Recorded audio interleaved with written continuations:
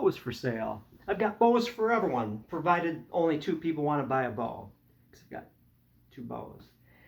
You've seen them before. I'm going to actually offer them at a non-inflation rate. And actually, because I'm covering the postage, they're less than they would be normally.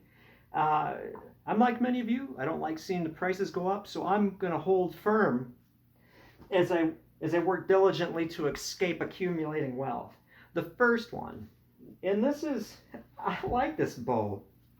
You've seen it before. That's Mrs. Stewart's laundry bluing, which has been around since the 1800s and was used on the originals. It's red oak. It's frankly, I don't know how long this is. It's shorter than the 53 incher by a couple inches. It's probably about thereabouts about 50 inches. I know I didn't do my homework. I should have known, but it's about 50 inches. Beautiful little bow.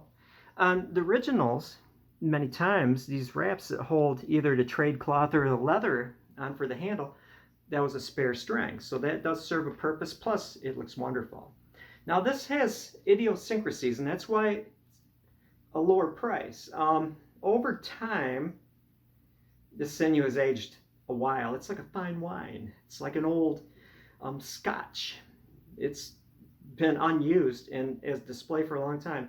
But anyway, it's not perfectly centered throughout the handle, which works out well if you shoot off the left side, because the string is over to the left, meaning less paradox. So, you know, you turn it, it's not a disadvantage, but taking a situation and not going to over talk the thing. It's just a beautiful bow, shoots nicely at 18 inches. It's sinew backed, and so I can't say it's going to be this exact draw weight. It's been on display for the public for a period of time, and it's been rather humid weather, and so it dropped down in weight. So between 40-45 pounds, maybe possibly. If you live in a very dry area of the country, it might go up a little bit. If you live in a humid area of the country, it might go down a little bit. It's the nature of sinew, but it is a nice shooting bow. Don't draw it past 18 inches. Just saying, it can go further than that, but be kind to your bow. What am I charging for this bow? $210 shipping including, and now with that extra surcharge, the shipping could possibly be about $40. It's ridiculous, but I'm covering it. So you can see this is the bargain of the day. This is a beautiful bow. Sinew wrap tips. I will make a new bowstring for it. You can see that I've got a lot of extra winds here. This is for a longer bow. And also I'm going to plate the loop onto here. This one is just tied and then fed through. It's actually going to have a plated loop, handmade plated loop string. And you get the brace height right, you just use it like a regular 2-loop string. Very convenient. You don't need to tie it on every single time. But here it is, $210. I'm covering shipping. The next one you have seen, it's going to be a little bit more. It's a heavier bow for one thing, and plus it's dead straight. Prarie rattlesnake underneath the 4-direction trim. I'm going to let you figure out what this is. If you need a hint, just ask me in the comment section. I'll tell you. This wrap, you can work it down if you want. Just take the wrap off. It's not glued on. You can just unwrap it and then just rewrap it. Work it down. Because this one, Prarie rattlesnake, again, it's symmetrical. Sinew wrap tips. Beautiful, beautiful, beautiful bow. And this does have a nice string with a plated loop. See, there's no knots there. $275, and I will cover shipping.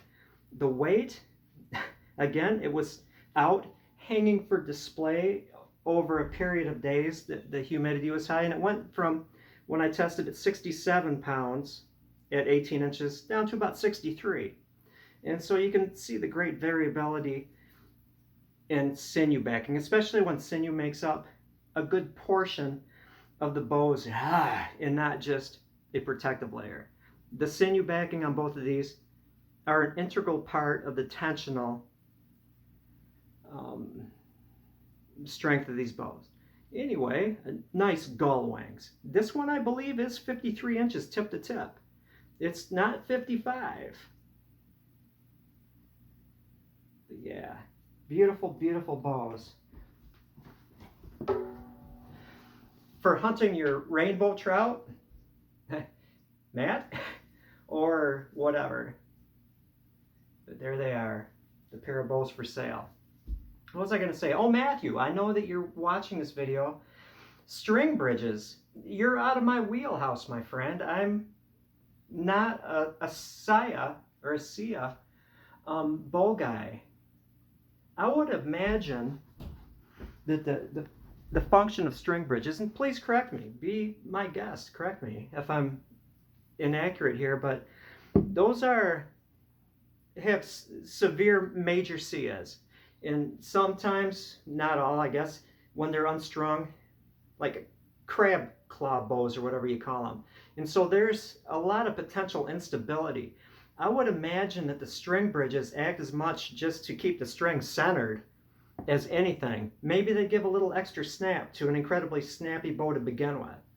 But my guess, and again, I haven't spent a lot of time researching it because it's not my thing, I imagine those string bridges are to give stability. So on your bow that you have actually deer antler size, you might want to consider having a string bridge just to keep everything centered.